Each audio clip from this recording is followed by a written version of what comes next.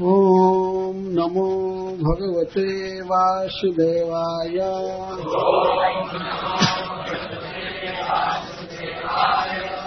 ओम नमो भगवते वासुदेवाय।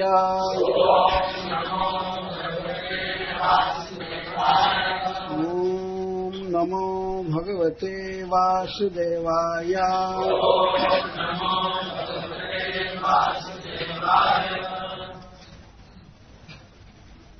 श्रीबादरायणीरुवाच। भगवान् पिता रात्रिः शरदोत्फुल्लमल्लिकः वीक्षरन्तुं मनश्चक्रे योगमायामुपाश्रितः। 8वें श्लोक की आवृत्ति करेंगे। तावार्यमाणः पतिभिः पितृभिर्भ्रातृबन्धुभिः गोविन्दापहृतात्मानो न निवर्तन्त मोहितः। भगवान् पिता रात्रिः शरदोत्फुल्लमल्लिकः वीक्षरन्तु मनश्चक्रे योगमायामुपाश्रितः।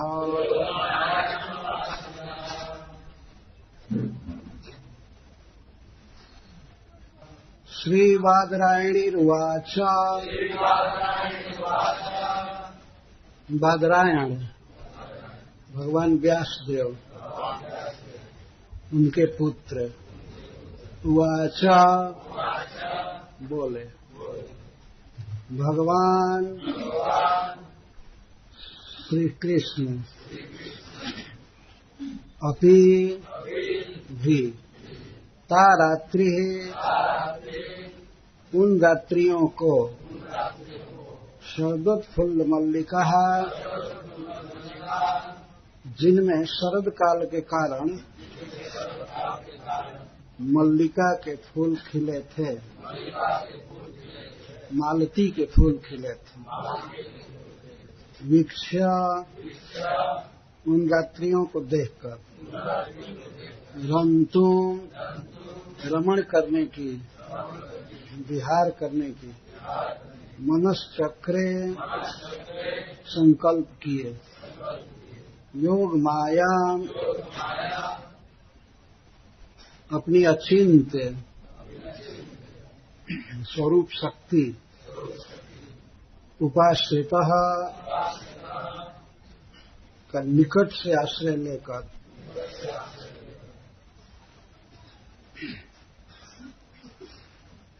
आज रास पूर्णिमा है।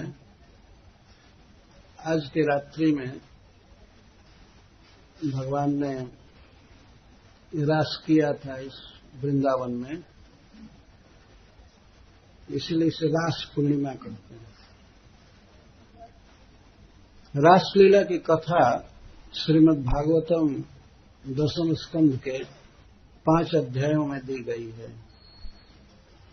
इसे रास पंचाध्यायी कहा जाता है वैष्णव समाज में, और इसे श्रीमद् भागवत का पंच प्राण कहा गया है। 10 प्राण हैं मनुष्य के शरीर को चलाने के लिए, जिसमें मुख्य हैं 5 प्राण जैसे शरीर में मुख्य हैं, ऐसे श्रीमद् भागवतम में ये 5 अध्याय सर्वश्रेष्ठ अध्याय, इन्हें पंच प्राण कहा गया है श्रीमद् भागवतम का। तो श्रील सुखदेव गोस्वामी गंगा जी के तट पर महान ऋषियों की सभा में बोल रहे हैं, और वे सब ऋषि मुनि एकाग्र चित्त से भगवान श्री कृष्ण की लीला कथा सुन रहे हैं, जिनमें बड़े बड़े लोग हैं, जैसे भगवान वेदव्यास देव स्वयं, श्रीमद् भागवतम के रचयिता वेदव्यास देव बैठे हैं सुनने के लिए, और भगवान नारद, भगवान परशुराम, वशिष्ठ मुनि इत्यादि, मैत्रेय जी, सब बड़े बड़े लोग बैठे हैं। और महाराज परीक्षित मुख्य श्रोता हैं, जो अब शरीर छोड़ने वाले हैं। लगभग 3-4 दिन के बाद ही वे शरीर छोड़ देंगे। तो वे अपने स्वामी प्रियतम भगवान की लीला कथा को सुन रहे हैं। तो सुखदेव गोस्वामी इसके पहले यज्ञ पत्नियों पर कृपा का वर्णन किए और गोवर्धन धारण की लीला कर, और अब वे यहां से प्रारंभ करते हैं भगवान अपि, भगवान भी। इसका अर्थ यह है कि यथा गोप्य तथा भगवान अपि। गोपियों की लालसा तो बहुत काल से थी, कब श्याम सुंदर के साथ वृंदावन में विहार करेंगे, उनके सुदुर्लभ है परम सुंदर श्री अंगों का स्पर्श, उनके साथ नृत्य करना और उनका मधुर शब्द सुनना, उनके साथ विविध प्रकार की लीलाएं करना, इसकी तो इच्छा की थी। जैसा कि आप लोग पढ़े हैं, जिस दिन भगवान ने चीर हरण किया था, जो 1 साल पहले की लीला थी, 1 वर्ष पहले की गई लीला, की गई प्रतिश्रुति को भगवान अब पूरा कर। हरे कृष्ण कृष्ण कृष्ण हरे राम हरे राम। तो श्री भगवान ने गोपियों की इच्छा को देख करके कहा चीर हरण के दिन, महिमा रंग से छपा, हे प्रियाओं, आगामी रात्रियों में मेरे साथ तुम्हारा वृंदावन में विहार होगा। श्याम सुंदर का यह वाक्य ही श्री गोपी जनों के जीवित रहने का अवलंबन हो गया कि प्रियतम श्याम सुंदर हमें मिलेंगे और स्वच्छंद वृंदावन में विविध विहार करेंगे। तो उन रात्रियों की प्रतीक्षा करती रहती थी, तो सुखदेव गोस्वामी अब यहां से प्रारंभ करें, भगवान अपि यथा गोप्य तथा भगवान अपि। जैसे गोपियों की इच्छा थी, मनोरथ था, उत्कट लालसा थी भगवान के साथ वृंदावन में विहार करने की, तो अब भगवान की भी इच्छा हो गई। इच्छा तो श्याम सुंदर की बहुत काल से थी। यह मनः चक्र भगवान ने मन का निर्माण किया, इसका मतलब है दृढ़ संकल्प कर लिया कि हमें विहार करना है। जैसे गोपियों की इच्छा थी, वैसे भगवान की भी इच्छा हो गई। भगवान अभी रंतुम मनश्चक्र, भगवान भी रमण करने की इच्छा, मनश्चक्र संकल्प कर लिए। बहुत काल से श्याम सुंदर अपने इच्छा को, अपनी उत्कट लालसा को दबाए हुए थे लोक भय से। यद्यपि गोपियों का प्रकट हो जाता था, वे श्याम सुंदर से इधर उधर मिलती थी, जमुना जी के तट पर, गिरिराज जी की घाटियों में, या पुष्प चयन में, जहां तहां, या दही बेचने में मिलती थी, और वो व्याकुल थी सर्वस्व छोड़ करके श्याम सुंदर के साथ होने के लिए। उनका मन तो बहुत पहले से ही मुक्त हो चुका था, घर के काम धंधे में नहीं लगता था। शरीर के स्वभाव से और जोग माया के द्वारा वे संचालित थी, इसीलिए घर का काम कर रही थी, लेकिन उनका मन पूर्ण रूप से वृंदावन में श्याम सुंदर के साथ ही रमण करता रहता था।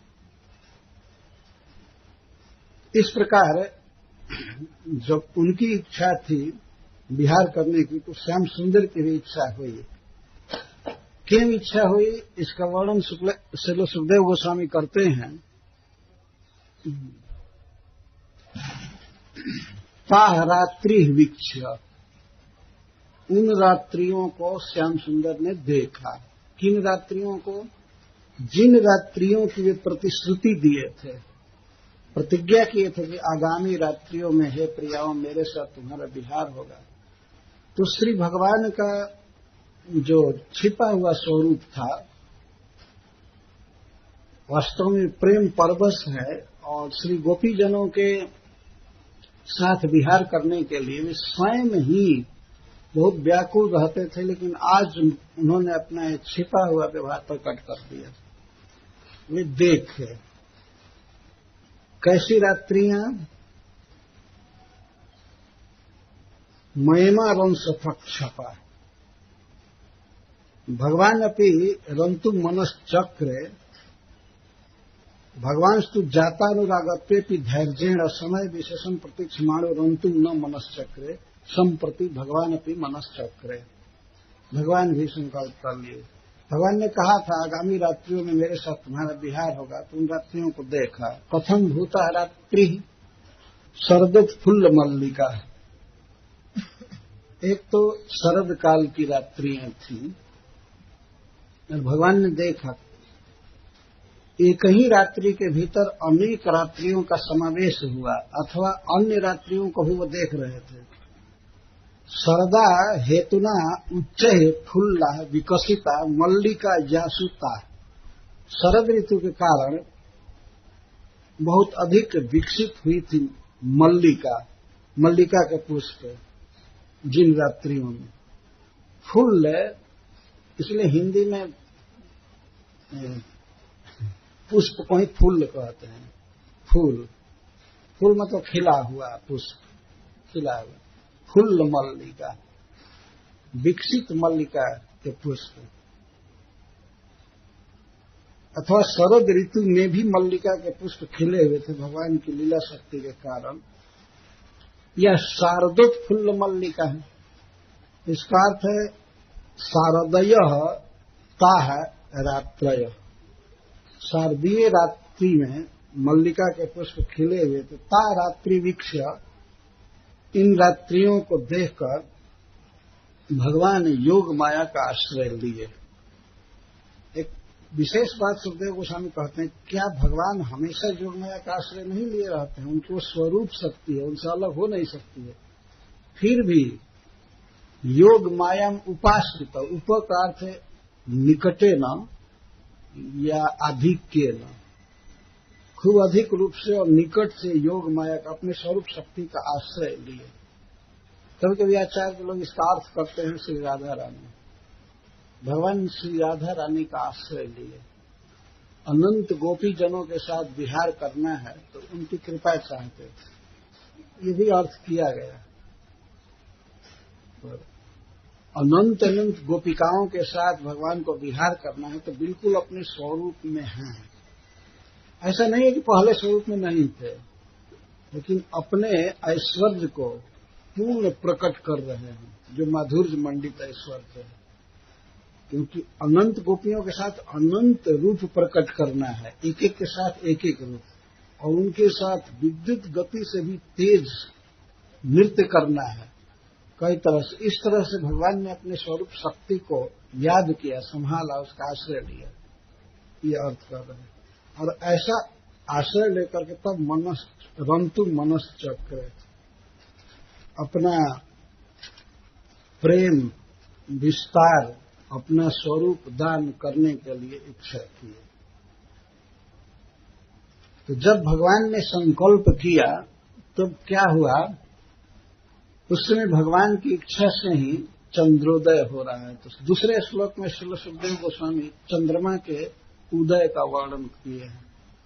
तदो दुराज ककुभ करैर्मुखम प्राच्या विलिम्पन्नरुणेन संतमहि सचर्षणीनामुदगाच्युतो मृजन् प्रियः प्रियाया इव दीर्घदर्शनः। तदा जदा रंतु मनश्चक्र तदैव तत्प्रीते उडुराज, उडु नाम तारकाणाम राजा इति तथा चंद्र। उसी समय चंद्रमा उगे।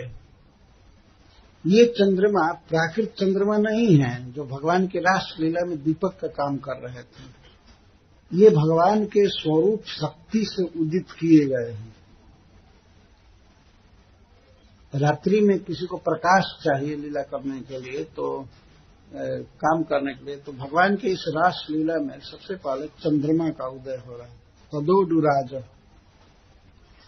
सुखदेव गोस्वामी उदाहरण देते हैं कि दीर्घ दर्शन प्रिय प्रियाया इव, जैसे बहुत दिनों के बाद कोई प्रिय पति घर लौटा हो तो वह अपनी प्रिया के मुख पर कुमकुम लगाता है, उसका श्रृंगार करता है, उसे सुखी करता है, उसका मुख लाल हो जाता है कुमकुम लगाने से। तो इस प्रकार प्राची दिशा के मुख को लाल करता हुआ अपनी अरुणिमा से चंद्रमा उगे।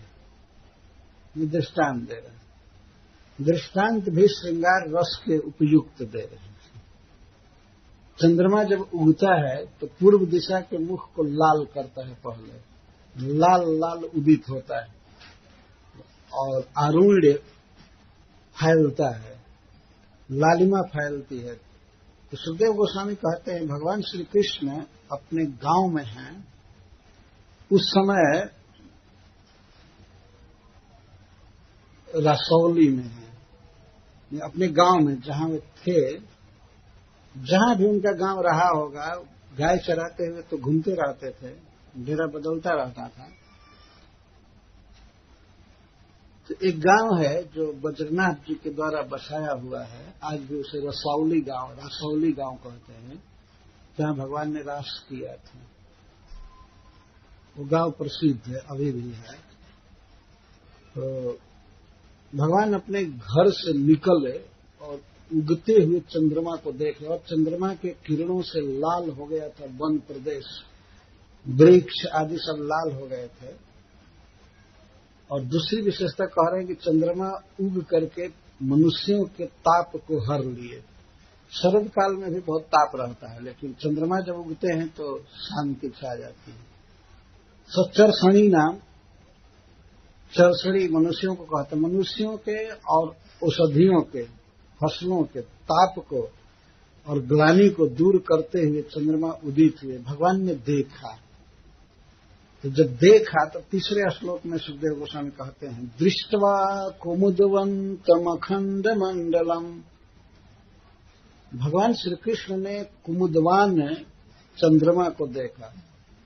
कुमुद को विकसित करता है, इसलिए चंद्रमा को कुमुदवान कहते हैं। तो कुमुदवंतम द्वितीया में भगवान ने देखा कुमुद को विकसित करने वाला चंद्रमा उदित है। रमान नाभव नवकुंकुमारुणम, ऐसा लाल लाल चंद्रमा दिखाई दे रहा था जैसे लगता था कि राधा रानी का मुख है, लाल लाल मुख। यह प्रश्न होता है कि राधा रानी का मुख तो पीत वर्ण का है, लाल के वर्ण किया जा रहा है। कभी कभी राधा रानी के मुख पर कुमकुम का लेप होता है, अथवा ऐसे भी लालिमा रहती है पिंक, तो उसी का वर्णन कर रहे हैं। लक्ष्मी जी के आनन के आभा जैसा जिसकी आभा है थी, चंद्रमा को देख करके श्री भगवान को वृषभानु नंदिनी श्री राधा की याद आ रही है। ये चंद्रमा को देख करके गोपियों का स्मरण होने लगा। पहले से ही था, लेकिन मुख को देख करके, चंद्रमा को देख करके मुख का विशेष स्मरण होने लगा। नवकुंकुमारुणम, नए कुमकुम की तरह बिल्कुल लाल लाल चंद्रमा दिखाई दिया। शुरू में जब उग रहा था उसको भगवान देखे, और तत्कोमल गोभिरंजितम, वन जो था उसके कोमल गोभी किरणों से अभिरंजित था। कोमल किरण क्यों कहते हैं? क्योंकि चंद्रमा जब शुरू में उगता है तो उसकी किरणें बहुत प्रकाश नहीं देती हैं, कम प्रकाश देती है, इसलिए उसको कोमल गोभी का, कोमल किरण। चंद्रमा की कोमल किरणें फैल रही थी और भगवान अपने घर से बाहर निकल करके चत्वर में, अपने आंगन में या घर के बाहर चंद्रमा को देखे। चंद्रमा को देखे तो वहां से वे वन में यात्रा किए, घर से चले, वन में जा करके तब वहां उन्होंने बांसुरी बजाया। वनम चतत कोमल गोभिरंजितम जगौ कलम बाम दृश्यम मनोहरम।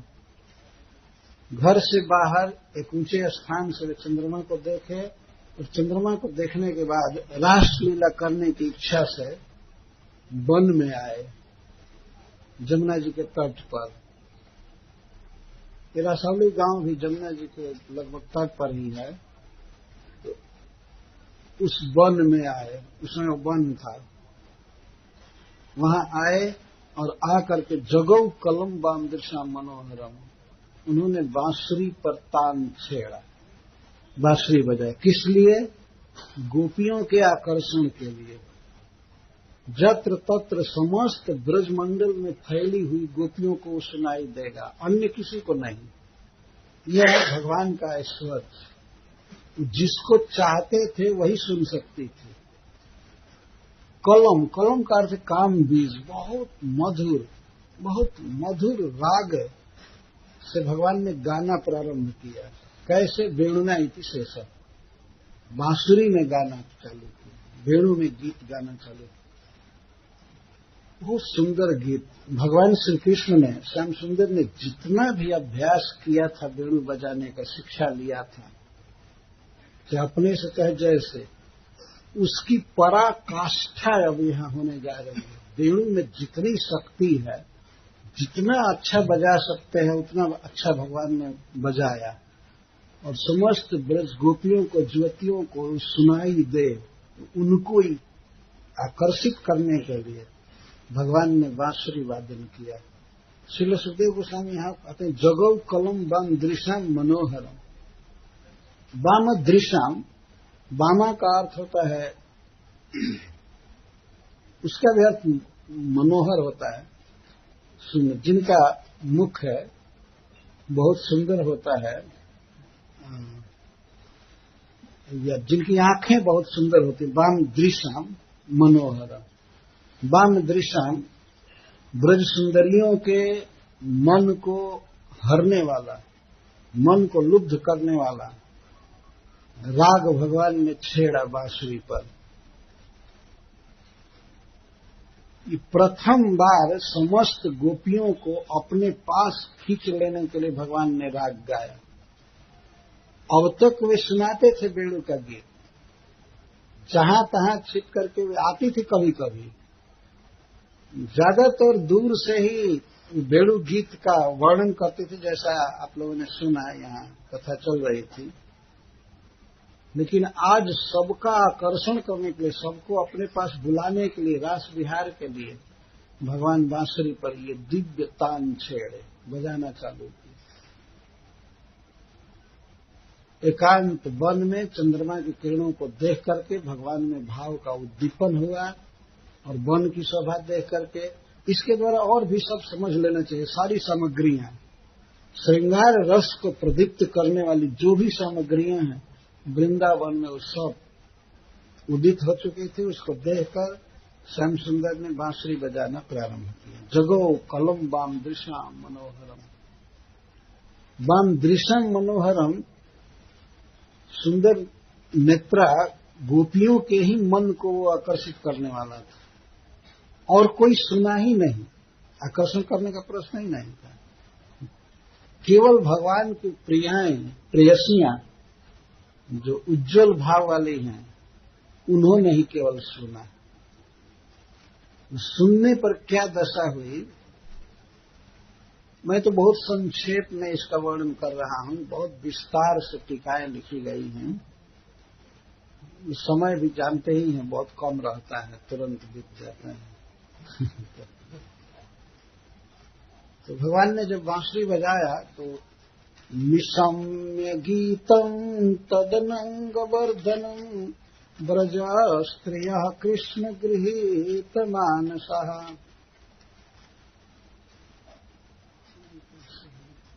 आजग्मुरन्योन्यमलक्षितोद्यमः सजत्र कान्तो जवलोलकुण्डलः। अन्ये तु तद्गीतं न श्रुतवन्तः किन्तु तेन ताएव आकृष्टा इति तस्य शक्ति विशेषं दोतेयन्नाह निशम्य। गोपियों ने ही केवल सुना भगवान के गीत को, अन्य किसी ने नहीं सुना। श्रील सुखदेव गोस्वामी भगवान की इस शक्ति विशेष को भी सूचित कर रहे हैं। ये उनकी ऐसी शक्ति है, जिसको चाहते हैं सुनना वही सुने, वही सुने। और दूसरी शक्ति ये है कि 84 कोस ब्रजमंडल में फैली हुई गोपियों को ये सुनाई दिया और कहीं किसी को नहीं। रास जब होने लगेगा तो रास लीला में बजने वाले बेड़ू की ध्वनि, चूड़ियों की खनखनाहट, पैर के पायजेब की आवाज और कमर में बंधी किंकड़ी की आवाज और गान, ये तो पूरे ब्रह्मांड में फैल जाएगा। लेकिन बुलाने का जो गीत है वो केवल गोपियों के कान तक ही गया, वही केवल सुने। तो निशम्य गीतम तदनंग वर्धनम,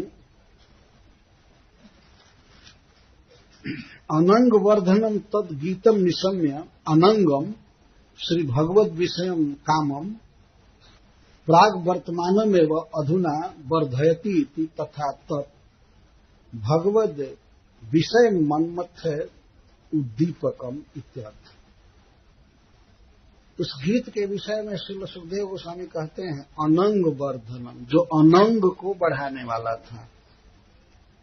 अनंग का ऐसे अर्थ प्राकृत होता है कामदेव, पर यह भगवत विषय काम को बढ़ाने वाला था।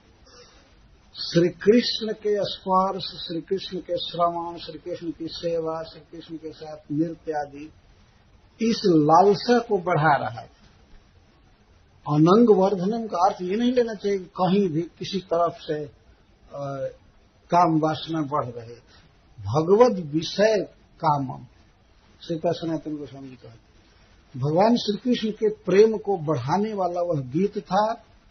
उस गीत को सुनकर कृष्ण गृहीत मानसः ब्रजस्त्रियः कृष्णेन परमाकर्षकेण पूर्वमेव गृहीतम आकृष्टम कृष्णे आविष्टम व मानस मनः तदीया शेषम व जैसमता।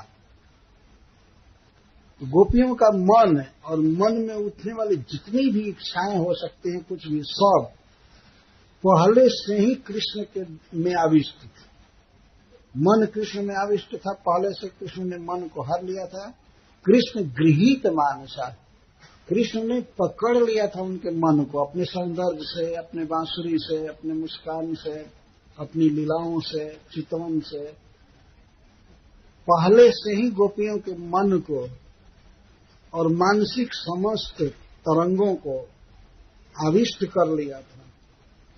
गोपियां तो क्षण क्षण में यही मनोरथ करती थी, कब श्री कृष्ण बुलाएंगे, कब श्याम सुंदर बुलाएंगे और कब ये घर गृहस्थी है सब कुछ छोड़ करके हम उनके साथ हो जाएंगे। यही मनोरथ, वो तो प्रतीक्षा में थी, लालसा में थी। और उसी समय यद्यपि वे भिन्न भिन्न कार्यों में थी, मन से श्याम सुंदर के साथ ही थी, उसी समय श्याम सुंदर का यह वेणु गीत का आह्वान उन्हें मिला।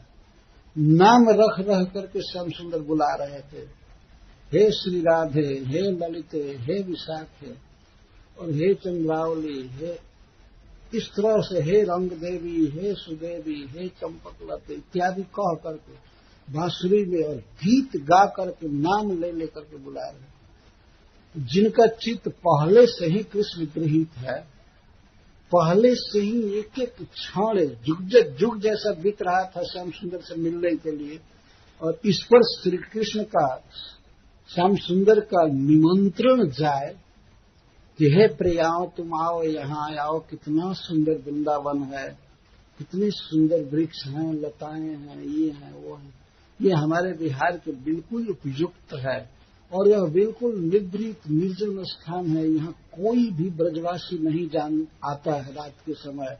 इस तरह से कई प्रकार से गीत गा रहे थे, वृंदावन के सौंदर्य का वर्णन कर रहे थे और गोपी जनों के सौंदर्य का, उनके वैदग्ध विलास आदि का। गीत में यह बात मुख्य थी कि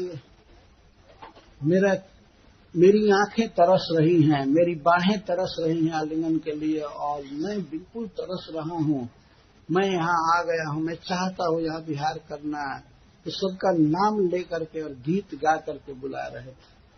तो ऐसे पर क्यों नहीं गोपियां चारों तरफ से आ जाएंगी। पहले से ही प्रतीक्षा कर रही हैं, वर्षों से प्रतीक्षा कर रहे थे। कृष्ण गृहीत मानस, कृष्ण में उनका चित्त आविष्ट था, वे चल दी। आजगमु का अर्थ है श्री कृष्ण के पास आ गई। श्री सुखदेव गोस्वामी श्री कृष्ण के पास खड़े होकर के मन से कथा कह रहे हैं, इसलिए आजगमु कह रहे हैं। गोपियां आ गई अर्थात उनको आते हुए श्री सुखदेव गोस्वामी अपने भाव नेत्र से देख रहे हैं। आजगमु यह भी कहते हैं जयु, जयु का अर्थ है चली गई। तो उस समय वो गोपियों के साथ हैं जब इस शब्द का प्रयोग करते हो। आजगमु यहाँ वे आ गई, श्री कृष्ण के वेणु नाद से आकृष्ट होकर के प्रेममयी गोपियां सब तरह से आ गई। अन्योन्यम अलक्षितोद्यमा, ऐसा कभी नहीं हुआ था कि अपने सखी को, अपने प्राण सखी को भी अपने उद्यम कृष्ण के पास जाने का की सूचना वे न दे। लेकिन यहाँ क्या हुआ, बांसुरी के गीत से इतना आकर्षण हुआ कि वे हत विवेक हो गई। उन्हें ये तो स्मरण ही नहीं रहा कि सखी को कहना है, चलने के लिए कहना है, कि ललिता से कह दे, विशाखा से कह दे कि चलो चलो चलो। कोई भी सखी, ललिता भी श्री राधा रानी से पूछने नहीं जा रही। श्याम सुंदर बुला रहे हैं, ये सुनते ही ऐसा भाव का आवेश हुआ कि अन्योन्यम अलक्षित उद्यम है। कृष्ण के पास जाने का उद्यम लक्षित नहीं, कोई किसी को बताई नहीं, बताने का अनुसंधान ही नहीं रहा, स्मरण ही नहीं रहा किसी सखी का या सखी के साथ चलना चाहिए, इसका स्मरण ही नहीं रहा। एक दूसरे को बिना कुछ बताए श्री कृष्ण के पास चली आई। जवलोल कुंडला, उस समय जवेना बेगेना लोलानी चंचलानी कुंडलानी कुंडलोपलक्षितानी कंकण किंकड़िया दिन्यपि जासम तथा भूता सत्य। श्रील सुखदेव गोस्वामी कह रहे हैं कि जब चली जोर से तो उनके कान के कुंडल झूम रहे, हिल रहे थे। तो चलने में केवल कान का कुंडल ही थोड़े हिलेगा। तो श्रीपाद सनातन गोस्वामी कहते हैं उपलक्षण से कंकड़, चूड़ियां भी हिल रही थी, बज रही थी, किंकड़ी और पायजेब, ये सब आभूषण हार आदि हिल रहे थे। वेग से चली, कहाँ आई, जत्र सह परम मनोहर वेणु गीत गायक श्याम सुंदर कांत रमण आस्ते तत्रैव परम सुखमय स्थाने आजगमु। इस परम सुखमय स्थान पर जहाँ प्रियतम श्याम सुंदर हैं वे आ गई। एक बार श्रील सुखदेव गोस्वामी ये तो कह दिए कि आ गई, लेकिन अब वे चालू कर रहे कैसे चली, वहां से फिर से चालू कर रहे हैं। उनके प्रस्थान प्रकार को बता रहे, कौन कहाँ थी, क्या कर रही थी, इसका वर्णन करें। क्या कर रही थी और कैसे उसने काम की पूर्णता पर ध्यान नहीं दिया और चल दी। जो कार्य करती थी वो छोड़ करके चल दी। यहां से फिर प्रारंभ करते, एक बार प्राप्ति की बात कह करके और फिर उनके प्रस्थान क्रम का वर्णन कर रहे हैं। दुहंत्यो भी यजुःकाश्चित् दोहम हित्वा समुत्सुकः पयोधिश्रित संयमम् अनुद्वास्य पराययोः। आत्मकर्म धर्मादिकम परित्यज्य चलिता नाम श्लोक त्रय्या विशेष प्रतिपत्तये पुनः प्रस्थानोद्यममेव वर्णयन् तत्रादौ कासांचित् स्वजाति कर्म परित्यागमा। तो एक बार यह कह करके कृष्ण के पास आ गई, लेकिन श्रील सुखदेव गोस्वामी अब पुनः 3 श्लोक से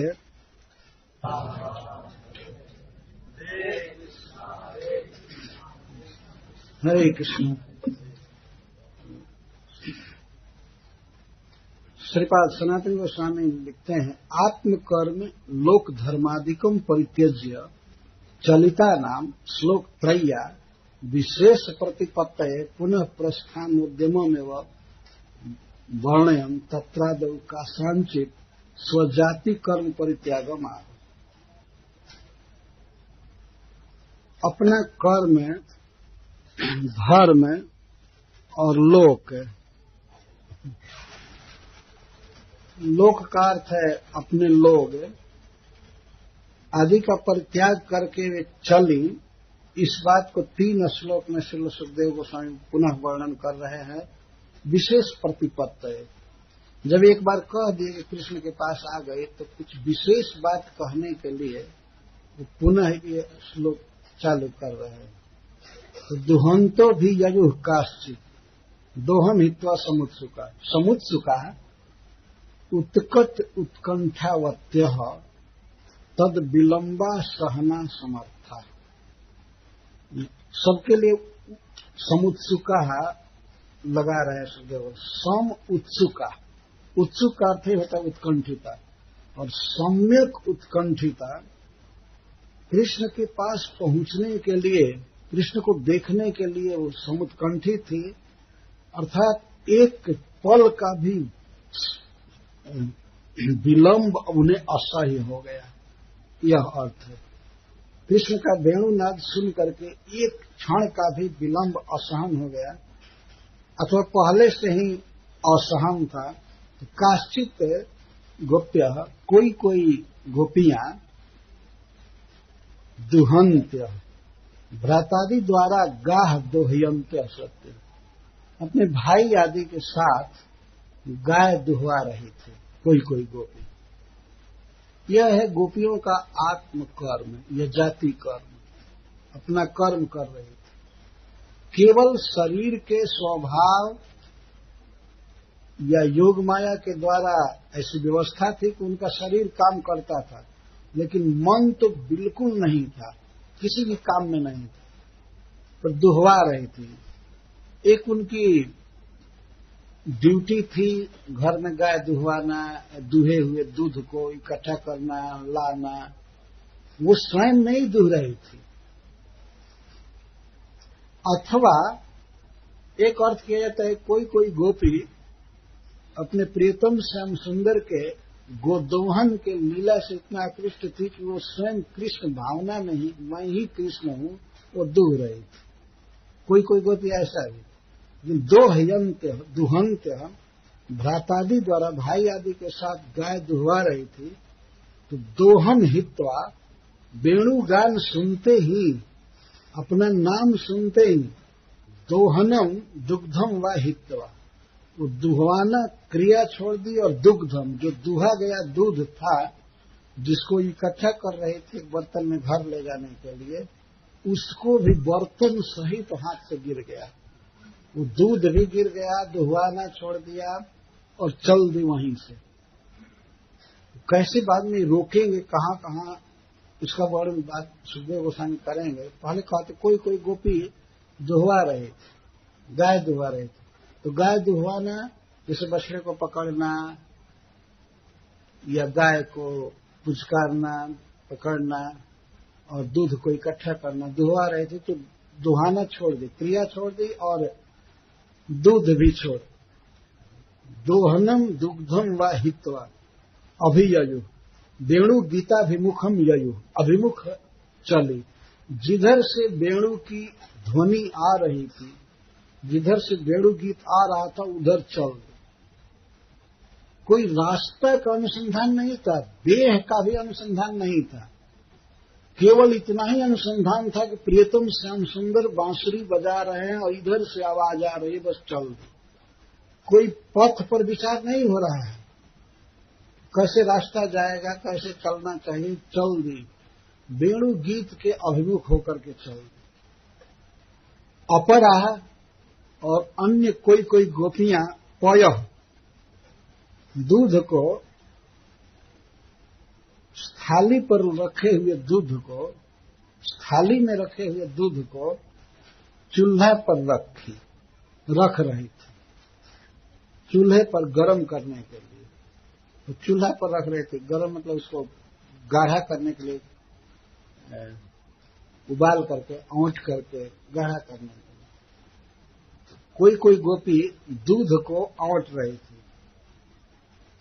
और वो दूध पूरे पक हो चुका था, लेकिन अब वो उतारने की ही सोची नहीं था, उतारने वाली थी, पक हो गया था, लेकिन उसी समय बांसुरी की आवाज आई, और आवाज आई तो दूध को बिना उतारे ही अनुद्वास्य जयु चली गई। अब श्री सुखदेव गोस्वामी वहां पर हैं और दूध को छोड़ करके चूल्हे पर और चलती हुई गोपी को देख रहे हैं। ऐसे जयु शब्द का प्रयोग है, अभिजयु। अपरा पय स्थालिस्थम दुग्धम चुल्याम अधिश्रित्य अध्यारोप्य क्वाथम अप्रतीक्षमाणा जयु। तो ये भी प्रतीक्षा नहीं की कि दूध पक गया है या पक जाने पर इसको उतार देना चाहिए, बाद में इसका दही जमाया जाएगा, या होगा, कुछ नहीं। वेणु गीत के बाद कुछ अनुसंधान नहीं रहा, वो चल अपरा संयावम। कोई कोई गोपी संयाव पका रही थी। संयाव का अर्थ होता है लपसी। इसको हलवा नहीं कहेंगे, गेहूं का दलिया का, लेकिन दलिया मीठा दलिया, गुड़ और काफी घी उसमें संयाव कहते हैं। गोधुम कणान्नम लिखते हैं श्रीता सनातन गोस्वामी। गोधुम को ही गेहूं कहते हैं। गोधुम कण अन्नम, इसको घी में और दूध में पका रही थी। तो अनुद्वास्य, उसको बिना उतारे ही, अनुत्तार्ज, उस लपसी को बिना उतारे ही जयु चल। यह है आत्मकर्म, जाति कर्म का त्याग, स्वाभाविक कर्म था। और ऐसी बात नहीं थी कि प्रारंभ नहीं की होती। मान लीजिए प्रारंभ नहीं की होती, चल देती तो कोई बात नहीं। प्रारंभ कर चुकी है, बना चुकी है, अब थोड़ा सा ही रुक करके जाना चाहिए था। एक प्रकार से लोक में ही अपेक्षा की जाएगी। ठीक है, अगर जाना भी है, कृष्ण से प्रेम है, प्रीति है, ठीक है, लेकिन जाना ही है तो उतार करके जाए, क्योंकि बाद में बच्चा खाएगा, पति खाएंगे, या स्वजन बंधु कोई खाएंगे, पर बिना उतारे ही चल। एक बार एक कथाकार कह रहे थे, बेचारा वो लपसी कड़ाही में ही जल गया। अरे ये इसको क्यों कर, वो जले या मरे कुछ भी हो। तो दूध को नहीं उतारी, उसको जलता हुआ छोड़ दी, और संयाव लपसी नहीं उतारी। यह शेष अर्ध के साथ ही अन्वय सबका होगा। किसी को नहीं उतारी। परिवेश्यंत स्तब्धित्वा, कोई कोई गोपियां अपने घर में भृत्यों को, सेवकों को और अपने स्वजनों को, बंधुओं को भोजन परस रही थी, परिवेशन कर रही थी, और बैठ कर खा रहे थे। अपने आप समझ लेना चाहिए। तो कोई कोई अपने बंधुओं को, बंधु से तात्पर्य है ससुर या पति या भाई, और भी जो संबंध में लगते हैं उनको बंधु कहते हैं। बंधुओं को भोजन कर रहे थे।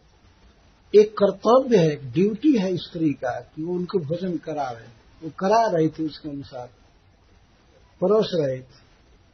परिवेश्यंत बंधुन भृत्यादिश्च प्रति अन्नादिकम संविभज्य अर्पयन्त्य स्थित, अर्पित कर रहे, दे रहे थे। लेकिन तत्परिवेशनम परित्यज्य हित्वा जयुहिति पूर्वेण अन्वय, ये परोसना छोड़ करके चली गई। जिम ही बांसुरी की आवाज कानों में आई, तेम ही छोड़ दी। और ऐसा नहीं समझना चाहिए कि परोसने वाले पात्र को रख करके चली, वो गिर गया हाथ से। उसका तो ध्यान ही नहीं था कि हमारे हाथ से बर्तन गिर रहा है, या कलछुल गिर रही है, चम्मच गिर रहा है, सो रहा है, या वे क्या सोचेंगे, पति क्या सोचेंगे, आधा पेट खाए हैं और वे क्रोध करेंगे, इसका अनुसंधान ही रह रहा, बस परोसना छोड़ करके चलना। परिवेश्यंत स्तब्धित्वा, इसको लोक का त्याग कहते हैं, स्वजनों का त्याग। पायंत शिशुन पाया, और कोई कोई गोपियां शिशुओं को, बच्चों को दूध पिला रही थी। शिशु शब्द दिया गया है। श्रील सुखदेव गोस्वामी बहुत सावधान है। कोई भी गोपी केवल विवाह मात्र हुआ था, कोई संतानवती नहीं थी, सब तो किशोरी थी, वो तो भगवान की प्रियाएं हैं।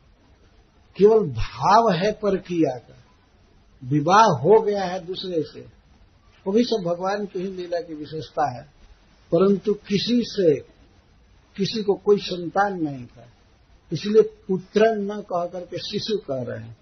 अपने बहन के पुत्र को या और किसी संबंधिनी स्त्री के पुत्र को, शिशु को, कोई कोई गोपी गोदुग्ध पिला रही थी, यह अर्थ। कोई कोई गोपियां दूध पिला रही थी बच्चों को,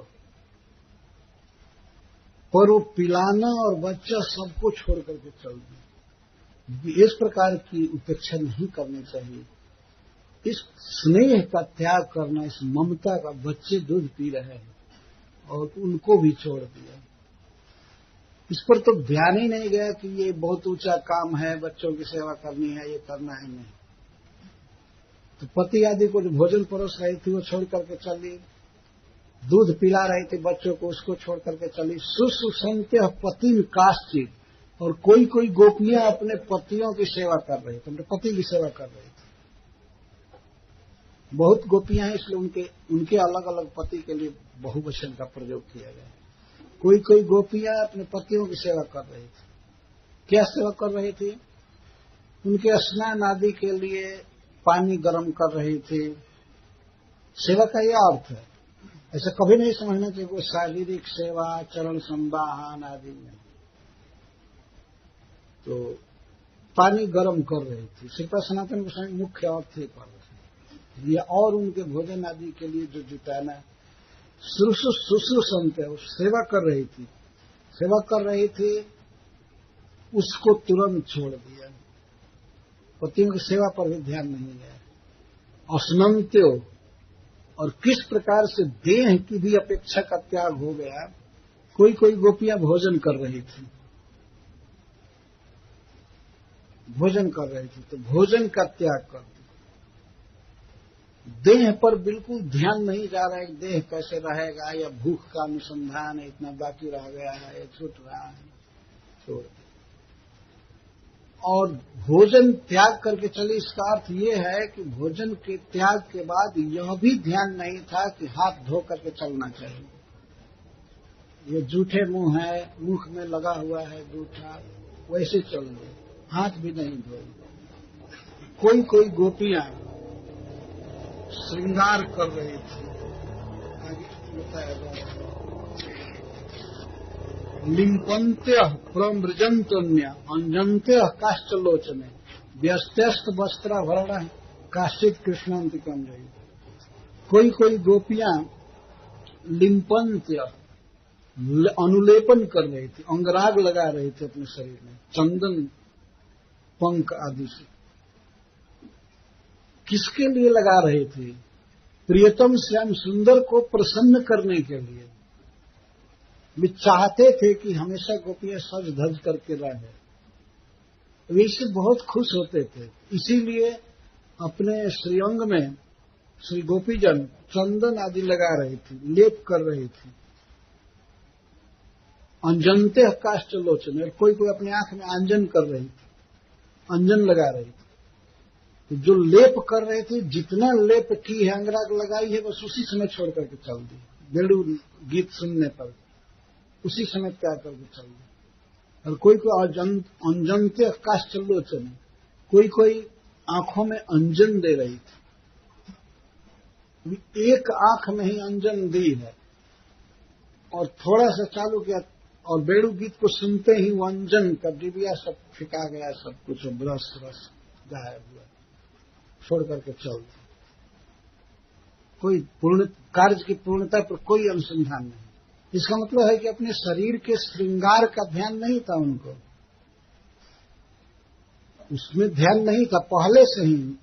कृष्ण गृहीत मानस है, और वेणु गीत पर अपना आह्वान सुनने पर तो फिर कहां से अनुसंधान रहेगा कि आंखों में अंजन करना है, इसको पूरा कर ले, दूसरी आंख में भी कर ले, तब श्याम सुंदर के पास चले। नहीं, इतना कहां वहां अनुसंधान। ये है वेणु गीत का, बांसुरी के गीत का महामोहन प्रभाव। सब कुछ सुधी बिसरा दिया, ले हाथ विवेक हो गई। अंजनते का चलो चले, तो कोई अंगराग लगा रही थी, उबटल लगा रही थी, या चंदन आदि लगा रही थी शरीर में, उसको छोड़ करके चल दी।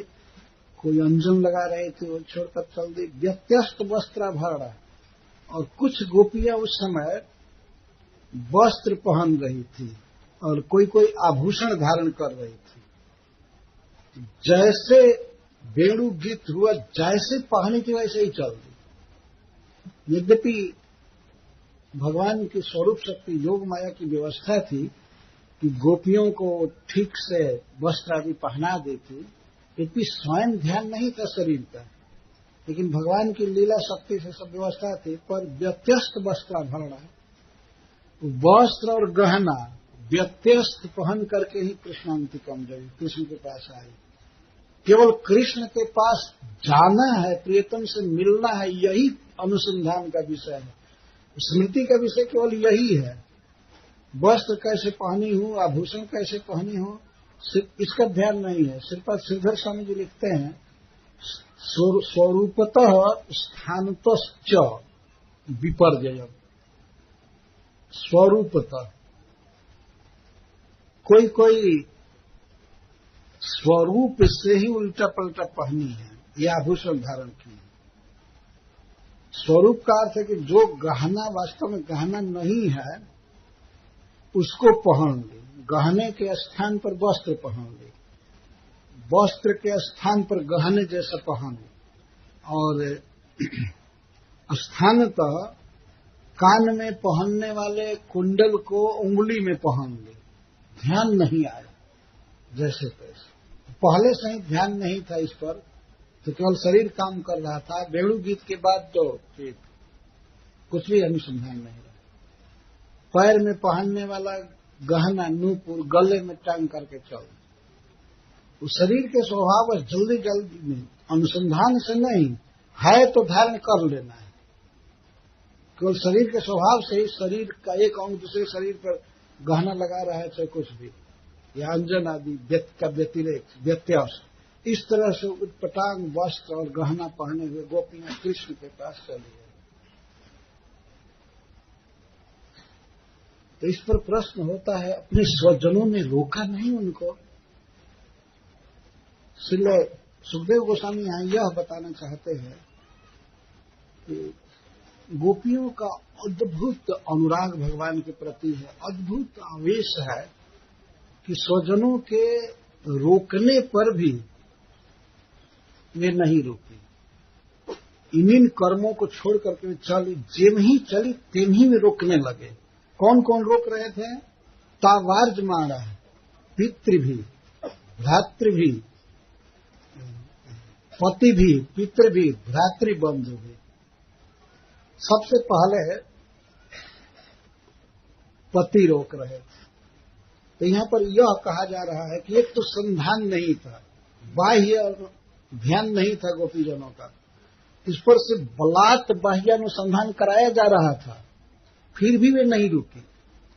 जिन ही घर से निकली, मान लीजिए दूध दुहवाना छोड़ करके चली, तो भाई पकड़ेगा या पति पकड़ेगा, सबसे पहले पति का नाम लिया गया, क्योंकि पति पत्नी के शुभ अशुभ कर्म का भागी होता है,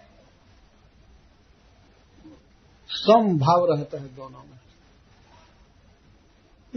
और ममता भी अधिक रहती है। यद्यपि सबको पता है, गोपियों का इस तरह से भागना, ये नहीं समझना चाहिए कोई ये समझा कि कोई भूख लग गया या मृगी रोग हो गया भागने लगी। सबको पता है कि ये भाग रही है केवल श्याम सुंदर के कारण, लेकिन फिर भी वो भी अवैध है। श्याम सुंदर एक परकीय पुरुष हैं, परम पुरुष हैं, पर पुरुष हैं, और ये दूसरे की पत्नी है। इस तरह से चल देना, काम की पूर्णता पर भी ध्यान न देना, देह के श्रृंगार पर, देह के स्मृति पर कोई ध्यान नहीं है, चल दे। तो जो ही चली त्यों ही वे पकड़ लिए। तावार्ज माना, निषिद्ध माना, गोपियों को रोका जा रहा है, और पति रोक रहे हैं, पिता रोक रहे हैं, भाई रोक रहे हैं, और अन्य बंधु अपने संबंधी जो हैं सब रोक रहे हैं। कैसे रोक रहे हैं? हस्त धारणादिना, ये धर्म भय प्रदर्शनादिना, धर्म प्रदर्शन कर रहे हैं। तुम कहाँ जा रही हो, तुम कहाँ जा रही हो? जबरदस्ती बाह पकड़ ली, हस्त धारणादिना, हाथ पकड़ लिए, तुम नहीं जा सकती हो, तुम नहीं जा सकती। उसको तो ध्यान ही नहीं है, केवल ध्यान श्याम सुंदर का है, इस पर ध्यान नहीं कि तुम मेरे पति हो और तुम्हारी सेवा करना मेरा काम है, ये है वो है। इसका तो कोई अनुसंधान ही नहीं। हाथ धारण किए, और एक एक आदमी नहीं, इसलिए बहुवचन शब्द का प्रयोग किया गया है। कई लोग रोक रहे हैं, दूसरे का भी कोई पति है, वो अपनी पत्नी को और दूसरे की स्त्री को भी, जो मान लीजिए भाई लगे संबंध में या और दूसरे तरह से लगे, वो रोक रहा है। तो पति जानता है पत्नी के शुभ अशुभ का मैं भागीदार होता हूं, और पत्नी अगर रात में कहीं जाती है, अगर ये श्याम सुंदर से मिलती है, तो लोक में मेरी बहुत बदनामी होगी। ये ठीक नहीं है। अब तक जो गोपियां कर रही थी तो लोक में कुछ दबा हुआ था, लेकिन आज जो चल दी, सब कुछ छोड़ करके, देह की स्मृति भी छोड़ करके, तो कौन इसको सह सकता था? तो रोकने लगे पति। तो पति इस प्रकार की भावना से, मेरी पत्नी है और इस तरह से इसका जाना पर पुरुष के पास ठीक नहीं है, तो हाथ पकड़ करके और धर्म का भय दे करके रोक रहे हैं, लेकिन नहीं रुकी। फिर पितृ भी का अर्थ है माता पिता अथवा सास ससुर, या और भी जो संबंध में बड़े थे, वे सब लोग रोक रहे हैं। पितृ भी ये क्यों रोक रहे हैं? केवलम कन्या वैगुण्येन दोषस्य स्पर्शात् स्नेहाच्च, घर की कन्या है, कन्या यदि अपने पति के साथ नहीं रह रही है और ये दूसरे के यहाँ चले जाते हैं, कृष्ण के पास जा रही है, तो इसमें दोष का स्पर्श हो रहा है, इसका नाम बिगड़ेगा, पूरे वंश का नाम डूबेगा। इस भय से और स्नेह से कि बेटी है, रात के समय कहाँ जा रही है, अपने पति के साथ रहना चाहिए, तो पिता भी सब बांह पकड़ करके और किसी तरह समझा करके रोक रहे हैं, और भ्रातृ भी। और इसके बाद दुष्कृति के भय से, मेरी बहन है, इसका दुर्जस फैलेगा संसार में कि उल्टा हो गई, ये अपने पति को त्याग दिए, पर पुरुष से संबंध रखती है, स्नेह करती है, ये दुष्कृति होगी हमारे परिवार में, और स्नेह विशेष भी है भाई का, इसलिए वो लोग रोक रहे थे। और बंधुश्च ततश्च कुल दोष संकया, और अपने बंधु संबंधी कुल दोष संकया, कि सब लोग हमारे खानदान को, कुल को दोष देंगे ऐसे कार्य से, इसलिए बंधु लोग भी स्नेह से रोक रहे थे, बलात् रोक रहे थे, हाथ पकड़ करके रोक रहे थे। लेकिन तावार्ज मारा, इन सबके द्वारा रोकने पर भी वे न रुकी। बाह्यानुसंधान तो हुआ, बाह्य अनुसंधान होने पर भी नहीं रुकी। ये ध्यान आया कि पति रोक रहा है, पिता रोक रहा है, पहले तो संधान नहीं था, लेकिन बलात्कारित बाह्यानुसंधान, श्रीपाद सनातन गोस्वामी कहते, बलात् बाह्यानुसंधान कराया गया, पर बाह्यानुसंधान होने के बाद भी ये नहीं रुकी।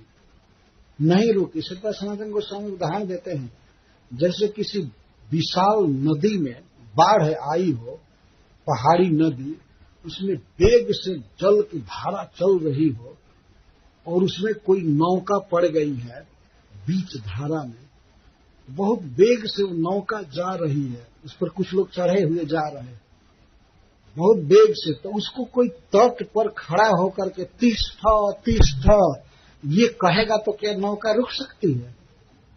तो किसी के कहने से रुक जाओ रुक जाओ रुक जाओ, वो नाव रुकेगी क्या? वो तो बहुत वेग से चलेगी, किसी के कहने से नहीं रुकेगी। तो ये तो है धर्म भय दिखाना, धर्म की बात कहना या कुल दोष आदि की बात कहना। ऐसे ठीक नहीं है तुम्हारा, ठीक नहीं है, ये बिल्कुल गलत है, लोक में बदनामी होगी, दुर्जस होगा, ये होगा ये होगा।